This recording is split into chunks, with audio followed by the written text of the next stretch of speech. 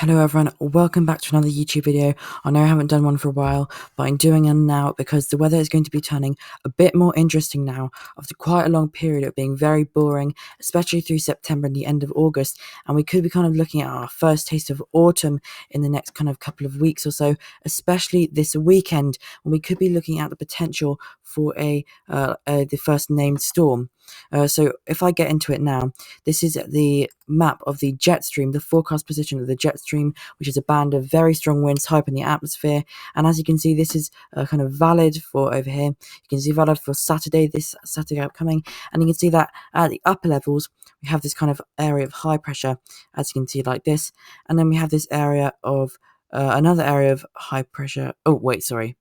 No, sorry, wrong way around. So in the upper levels, as you can see, we have this area of low pressure like this, with the winds going in this direction, and then at below the jet stream, we have winds like this. And the difference in between, the result is that we get this band of very strong winds, like I just said, the jet stream driving towards the UK like this. It becomes more zonal now, which means that it goes kind of from west to east, and it especially kind of pushes low pressure systems towards the UK. And one thing that we do need to note is that we have kind of this area over here called kind of the left exit, and that's where we have more divergence, increased divergence aloft, and that leads to kind of air rising and kind of deepens any low pressure systems. And so kind of coincidentally, as you can see here, this is again for kind of 12 o'clock on Saturday, the surface pressure chart. We have this little area, this little low sort of, or kind of baroclinic zone in the vicinity of this left exit. And as this kind of develops and kind of swings, because we have this main low here, this is kind of a secondary low if you like, as this kind of moves in this direction, because it gets under that left exit, it could, and this is important, it could rapidly deepen and potentially move towards parts of the UK as a storm. However, there is still quite a lot of uncertainty. So today's video is only going to be quite short, so we're just going to look at a few of the models now. But as you can see, let's start with the GFS, the main models. And as you can see, this is the afternoon run, and you can see if we move like this, that's that secondary low I was talking about. So this is the main low, this is a secondary low. It starts off as only kind of a small open wave, like a baroclinic zone, and then notice what happens, and you can kind of imagine the jet stream being over the top of this. Imagine what happens as a jet stream kind of interacts with this feature, and you can see it starts to rapidly deepen. Those isobars kind of start to develop, and you start to see increased precipitation. And then notice what happens as it heads towards parts of the southern UK. The isobars get really tight, kind of makes a turn towards the north, and you can see it does end up being quite a deep low pressure system in this scenario, kind of with 973 millibars. That's quite deep, especially kind of for southern England in early October with lots of precipitation.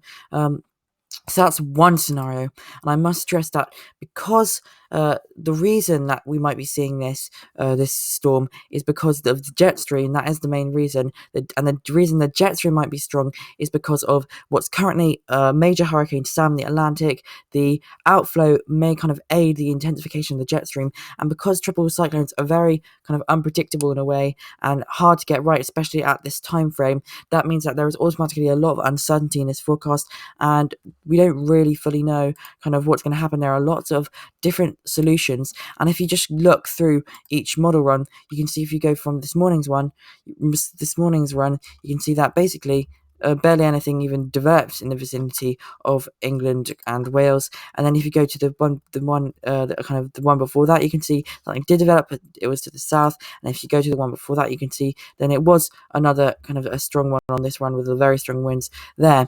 So there is definitely a lot of variation. And if I just go to another model, you can see the solutions differ even further. So if we go to the European model, you can see we have kind of a middle ground in the solution. The track is kind of similar to the GFS. The timing though is a bit earlier, and you can see kind of deepening low pressure system like this. And in this kind of situation, strong winds to parts of the southeast. But again, there is a lot of uncertainty on this, a lot of uncertainty on the timing, the intensity, the location, and you can still get that idea if I just look at another solution.